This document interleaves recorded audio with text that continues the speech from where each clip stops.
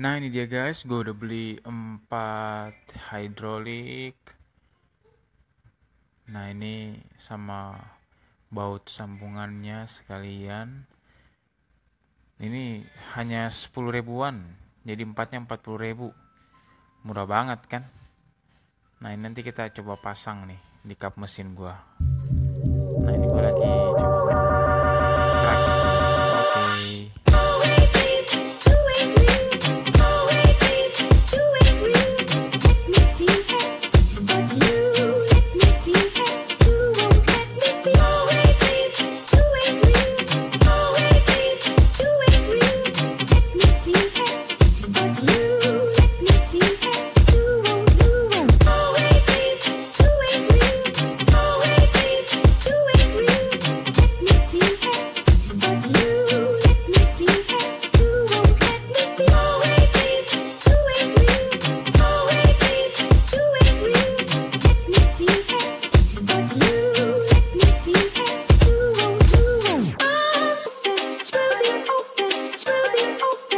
Oke.